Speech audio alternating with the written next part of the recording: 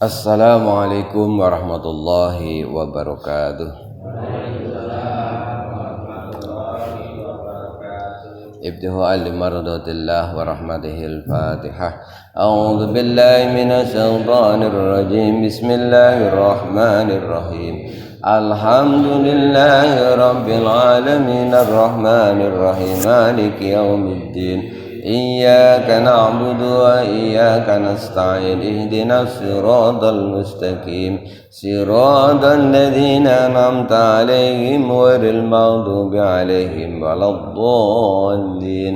رب اغفر لي ولوالدي وللمؤمنين آمين.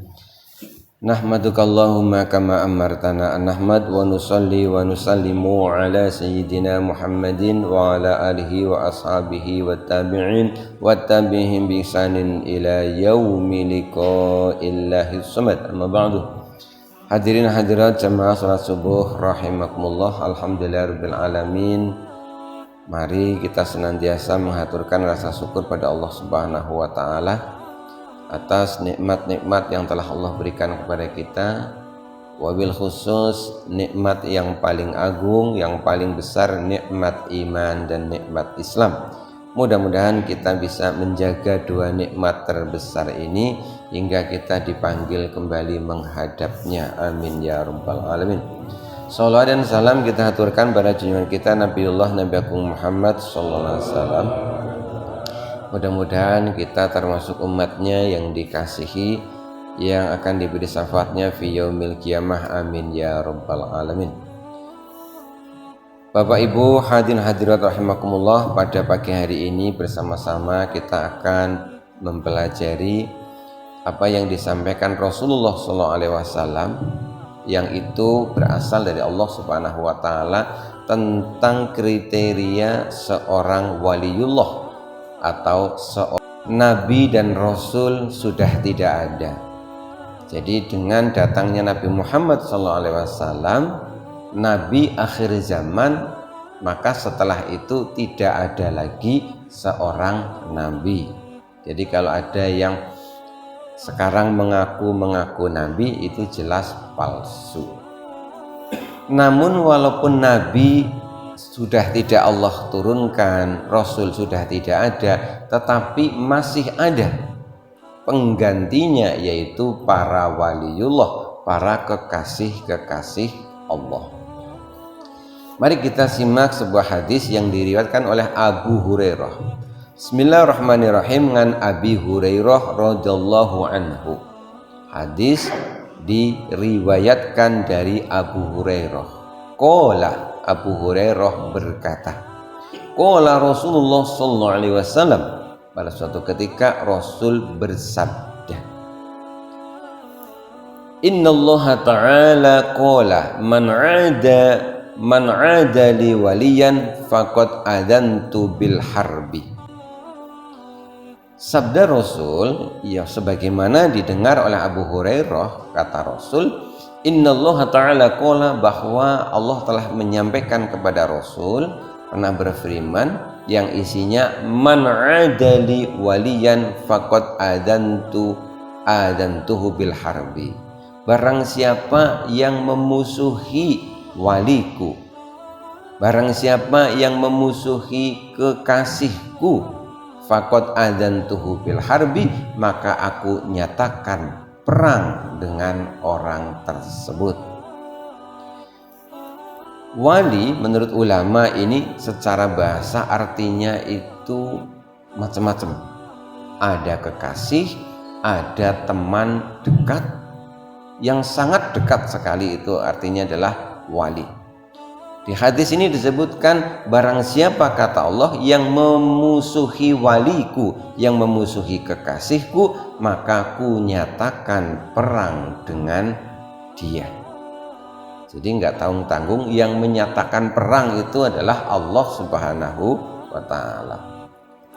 Lebih lengkapnya dalam Al-Quran itu disebutkan tentang waliullah, kekasih-kekasih Allah. Disebutkan oleh Allah dalam Al-Quran, Inna awliya Allahi la khaufun alaihim walahum yahzanun walladzina amanu wa kanu yattaqun. Ingatlah, inna awliya Allah, sesungguhnya wali-wali Allah, kekasih-kekasih Allah itu adalah mereka yang la khaufun walahum yahzanun, mereka yang tidak punya rasa khawatir, tidak punya rasa takut. Walladzina amanu wa kanu yattaqun. Alladzina amanu wa kanu yattaqun, mereka itu adalah orang-orang yang konsisten, yang teguh dalam keimanannya dan teguh dalam ketakwaannya. Nah, para waliullah, kekasih Allah tadi kriterianya adalah yang tidak punya rasa khawatir, tidak punya rasa takut. Apa sih yang biasanya dikhawatirkan dan ditakutkan oleh manusia pada umumnya? Di antaranya kebanyakan manusia itu mengkhawatirkan rezekinya di dunia. Terus mengkhawatirkan rezekinya di dunia. Nah, bagi para waliullah kekasih Allah itu ternyata urusan dunia, urusan rezeki itu tidak terlalu mereka khawatirkan. Kenapa? Karena itu termasuk yang sudah dijamin pasti adanya. Maka kata para waliullah itu tak perlu kita mengkhawatirkan sesuatu yang telah dijamin. Tidak perlu mengkhawatirkan sesuatu yang telah dijamin, tapi khawatirkanlah sesuatu yang belum dijamin. Urusan rezeki di dunia pasti semuanya dapat rezeki. Wong katanya, kata ulama itu, rezeki itu seperti orang diundang tahlilan. Jadi itu paket yang pasti dapat. Jadi dia diundang tahlilan itu, apakah dia duduknya baca serius ataupun asal-asalan, ya tetap entuk berkat. Bacanya seru atau lirih, ya tetap ora maca, ya tetap ulih. Sementing lu gue aja pindah-pindah, engko lah bingung ke tuan rumah kamu wis diwaya apa durung ngono. Itu paket. Loh, kalau rezeki itu paket dijamin, kok nyatanya banyak orang susah cari kerja begitu ya, susah cari rezeki. Ini kan aneh, wong sudah ada dipastikan, kenapa susah? Pasti ini ada masalah. Kalau saya membaca itu, kadang-kadang saya iseng baca di internet itu, ternyata berbagai negara itu mengalami persoalan yang sama, diantaranya itu masalah lapangan kerja. Jadi banyak pengangguran. Tapi setelah diteliti lagi, ternyata banyak pengangguran itu terjadi bukan karena tidak ada lapangan kerjanya, tetapi karena tenaga kerjanya itu nggak masuk speknya ibaratnya. Jadi banyak calon tenaga kerja ini secara karakter, secara perilaku ini nggak pas untuk dimasukkan dengan lapangan kerja yang ada, sehingga terjadilah pengangguran. Jadi apa yang salah sebenarnya? Wong rezeki sudah dijamin, kenapa banyak pengangguran? Yang salah itu mungkin pola pikir manusia. Di antaranya begini, agama itu mengajarkan begini, sebagai orang yang beriman itu kita itu harus punya komitmen bagaimana caranya itu ingin mengabdi kepada Allah. Di antara bentuk pengabdian kepada Allah adalah dengan menolong sesama manusia. Kalau semua orang ini berkomitmen untuk menolong sesama manusia, nah komitmen untuk menolong itu akan menjadi lapangan kerja. Misalkan nih, si A bercita-cita jadi dokter, bercita-citalah untuk menolong orang-orang yang sakit, pasti dia akan diberi jalan mudah jadi dokter. Yang jadi tukang bengkel, bercita-citalah untuk menolong, barangkali ada orang tuh punya aktivitas butuh kendaraan, kendaraannya rusak, tak bantu memperbaiki kendaraannya. Kalau semua orang itu bermentalnya adalah mental seperti itu, apa yang bisa aku berikan untuk menolong orang lain, apa yang bisa aku lakukan untuk berperan di dalam kehidupan dunia ini, mestinya tidak ada lapangan pekerjaan yang sulit. Tetapi karena kadang-kadang manusia itu mentalnya males, tidak ingin menolong orang lain, yang seperti ini yang kemudian akhirnya apa? Sebenarnya lapangan kerja itu ada, tapi tenaga kerjanya itu nggak sesuai, nggak pas. Nah, maka agama itu mengajarkan kepada kita satu pertanyaan, apa yang bisa engkau berikan? Sumbangsih apa yang bisa kau berikan untuk agamamu, untuk duniamu ini? Jangan bertanya, agama ini bisa memberi aku apa? Dunia ini bisa memberi aku apa? Nyatanya terbukti sekarang banyak lapangan-lapangan kerja baru yang itu dibuka oleh orang-orang yang kreatif. Jadi sebagian orang bingung mencari kerja, ada sebagian orang yang justru malah menciptakan lapangan kerja baru. Nah, jadi para waliullah itu mereka tidak mengkhawatirkan urusan dunianya termasuk rezeki, karena sudah yakin itu dijamin oleh Allah. Caranya bagaimana? Ya karena sudah dijamin, asal kita berkomitmen untuk menjalankan perintah Allah, diantaranya dengan berkhidmat kepada orang lain, menolong orang lain, pasti akan ada lapangan kerja. Jadi perlu kita sampaikan kepada anak-anak kita, silakan bercita-cita setinggi langit, tapi niatilah cita-cita itu untuk beribadah menolong orang lain. Pasti lapangan kerja nanti jadi mudah. Yang jadi arsitek, bercita-citalah aku akan membangun sebuah rumah, masjid atau apa. Dengan bangunan itu orang-orang itu akan jadi nyaman beribadah. Yang jualan sayur kira-kira apa cita-citanya? Mudah-mudahan yang makan sayur-sayur jualanku sehat-sehat, gizinya terpenuhi. Kan bagus toh, itu namanya orang jualan sayur tapi punya visi misi. Ada cerita itu 3 orang kerja kuli bangunan. A, B, dan C. Ketika ditanya pertanyaannya sama, jawabannya beda-beda. Si A, kuli bangunan yang pertama, ditanya, kamu sedang apa? Lagi ngaduk-ngaduk pasir, disuruh sama Pak Bos itu, kalau enggak ngaduk pasir nanti aku dimarahin, enggak dibayar. Yang B itu juga ngaduk-ngaduk semen juga, ditanya, kamu lagi apa? Apa kamu tidak lihat? Aku kan sedang membangun apartemen itu. Padahal dia cuma ngaduk semen loh ya, tapi bicaranya itu keren banget. Apa kau tidak lihat? Itu loh, aku sedang membangun sebuah apartemen yang megah. Yang ketiga beda lagi ngaduk-ngaduk semen pasir juga, ditanya, kamu sedang apa? Kamu lihat di depan, itu yang sudah dibangun, itu yang belum. Ini nanti akan menjadi komplek perumahan, ini sebelah sini nanti akan ada masjidnya, di sini nanti akan banyak orang beribadah, sebelah sini akan ada lapangan bolanya, banyak orang akan berolahraga sehingga mereka menjadi sehat. Di sebelah sini akan dibangun rumah-rumah dengan tipe yang besar-besar supaya orangnya bahagia-bahagia. Aku sedang membangun sebuah komplek perumahan untuk menciptakan sebuah kebahagiaan untuk banyak orang. Keren mana dengan yang pertama dan kedua? Keren yang ketiga. Padahal kerjanya pada ngaduk-ngaduk pasir. Loh, kok bisa omongannya beda? Pasti yang ketiga ini benar-benar dia niati beribadah.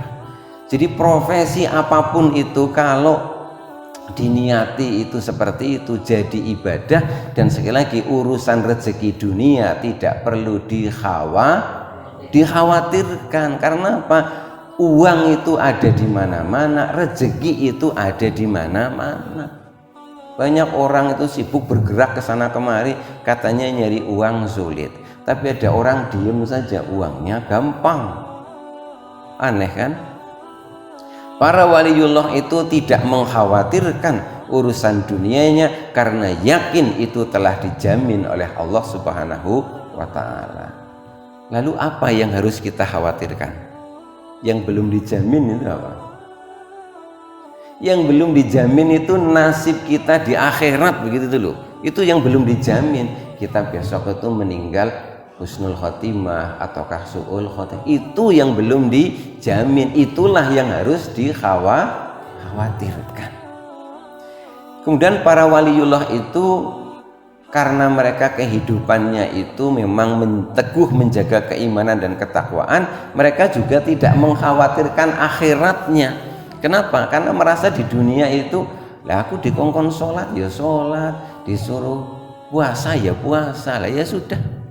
Akhirnya mereka para waliullah ini dunia tidak dikhawatirkan, akhirat juga tidak dikhawatirkan. Kenapa? Karena alladzina amanu wa kanu yattaqun, karena mereka sudah teguh dalam keimanan dan teguh dalam ketakwaan. Siapa yang bisa menjadi waliullah? Ini semua terbuka, semua bisa menjadi waliullah. Belum tentu yang waliullah itu yang pandai ceramah. Kadang orang biasa yang uripnya nggak neko-neko itu bisa jadi waliullah. Orangnya nggak aneh-aneh, tapi dia sangat prinsip, misalkan urusan rezeki halal haram sangat hati-hati, bisa menjadi kekasih Allah. Wa ma taqarraba ila 'abdi bisai'in ahabba ilayya mimma aftartuhu alaihi. Selanjutnya Allah menyampaikan kepada Nabi bahwa tidaklah seorang hamba itu mendekat kepada Allah yang lebih dicintai kecuali mendekatnya itu dengan menjalankan kewajiban yang telah Allah berikan. Tidak ada seorang hamba yang ingin mendekat kepada Allah yang lebih dicintai ketimbang seorang hamba yang mendekatnya itu dengan menjalankan kewajiban. Para waliullah itu pasti dekat dengan Allah Subhanahu wa ta'ala. Bagaimana caranya mendekat kepada Allah Subhanahu wa ta'ala? Dengan menjalankan kewajiban, menjalankan yang fardu-fardu. Jadi kalau mau jadi waliullah otomatis yang fardu-fardu harus dikerjakan.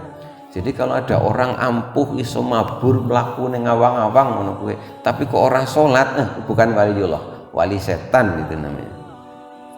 Karena apa? Waliullah kekasih Allah itu pasti dia dekat dengan Allah. Kenapa dia dekat dengan Allah? Karena dia selalu istiqomah menjalankan kewajiban. Nah, jenengan ini kan rajin sholat subuh nih. Nah, berarti ini punya kriteria calon waliullah.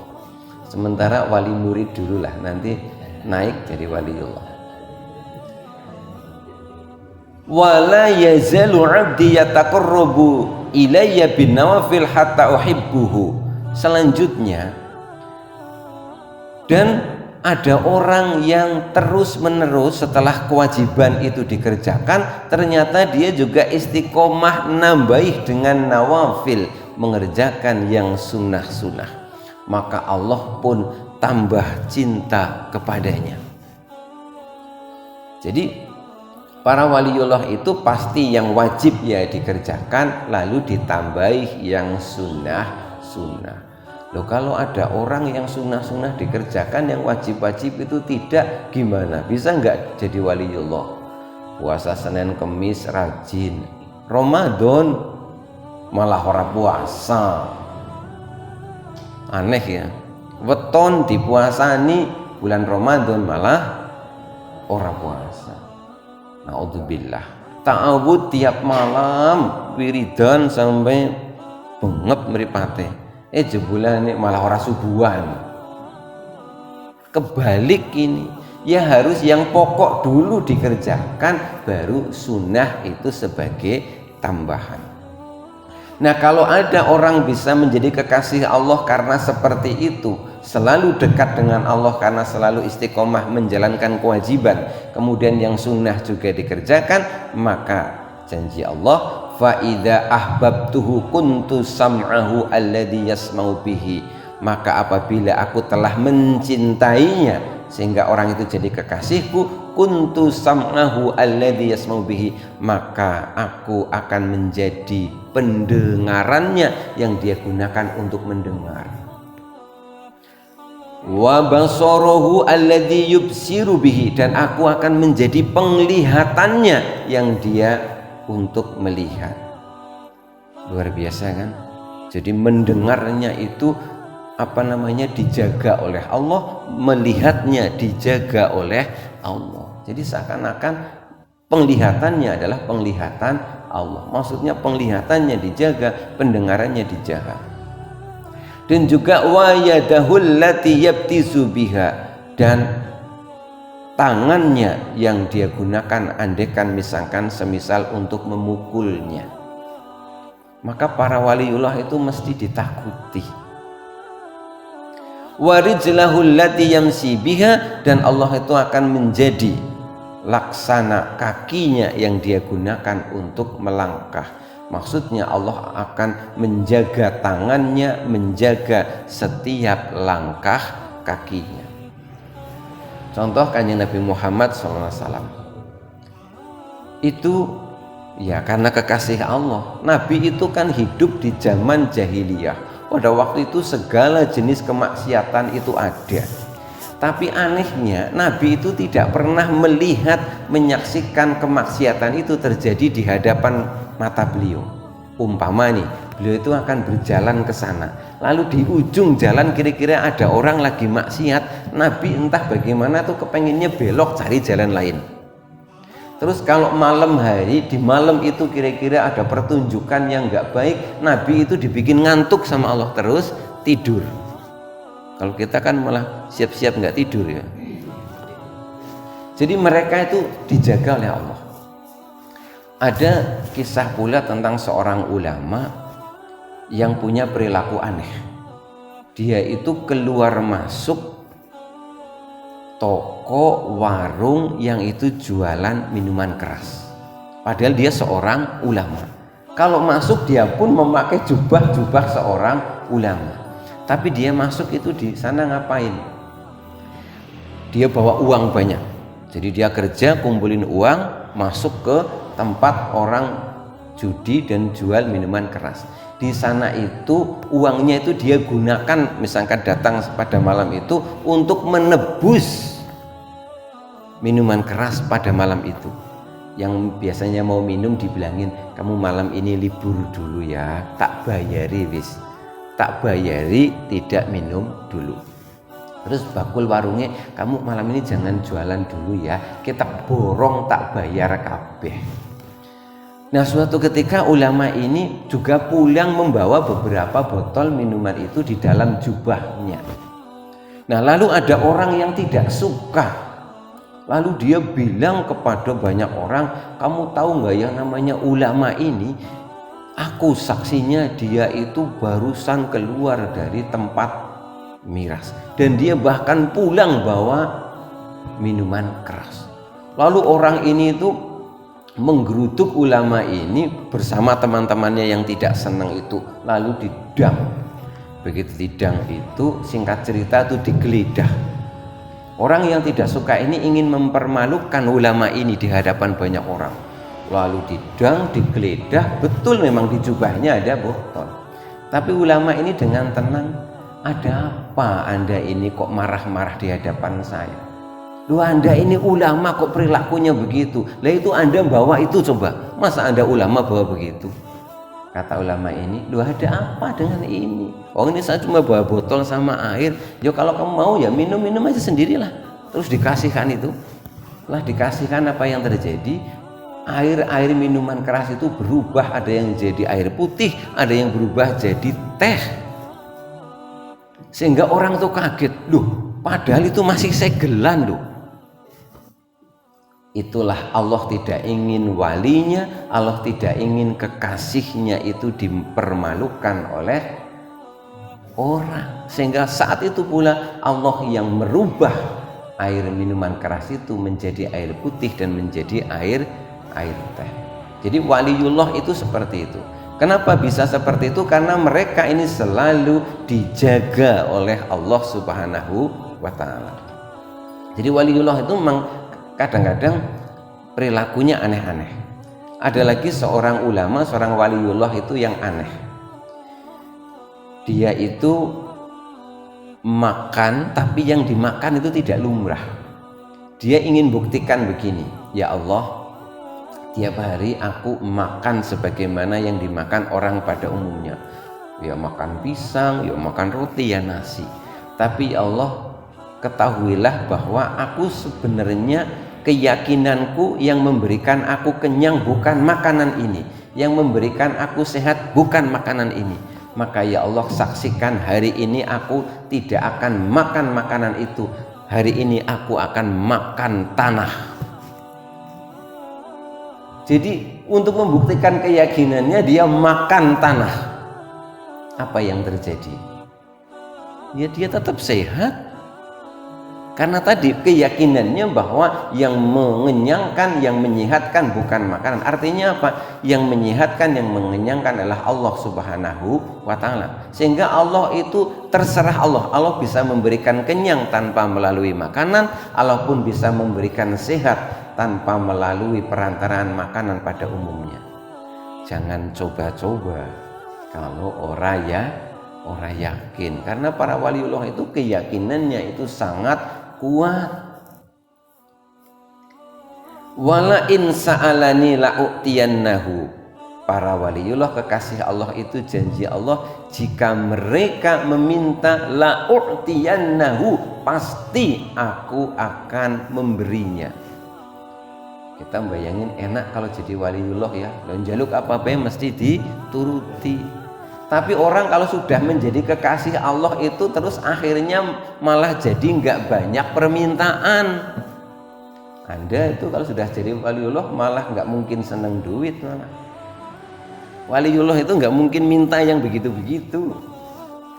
Berarti sudah kepengen jadi wali orangnya. Mereka itu pasti itu akan diberi. Jadi kalau misalkan ada waliullah itu bisa punya duit banyak, itu bukan magic, bukan sulap, bukan sihir, ya itu memang bisa nyata. Kami punya guru dan kami itu menyaksikan. Besok ini kita ini mau sowan, yang menyaksikan banyak tuh keanehannya itu. Beliau itu pokoknya hidupnya itu hanya untuk mengabdi ke umat, ngurusi santri, ngurusi masyarakat. Seakan-akan itu tidak memperdulikan kebutuhan duniawinya. Tapi aneh gitu ya. Jadi kadang-kadang itu datang itu mobil di depan rumahnya itu pernah bawa sayuran, bawa lombok dan sebagainya. Ketika ditanya, Pak, jenengan dari mana bawa apa?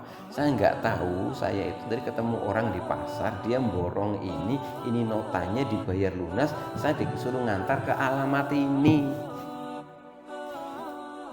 Terus sering misalkan lagi bangun itu jam 12 malam tuh ada orang bongkar muat pasir.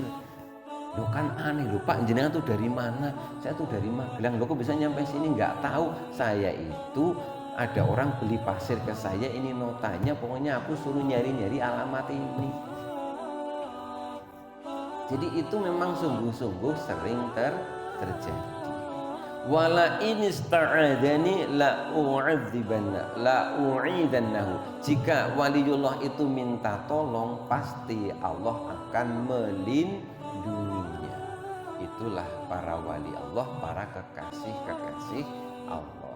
Dan para kekasih Allah itu tadi diantara kriterianya adalah walladzina amanu wa kanu yattaqun, yang teguh menjaga keimanannya dan teguh menjaga ketakwaannya kepada Allah Subhanahu wa ta'ala. Artinya orang biasa siapapun bisa menjadi kekasih Allah.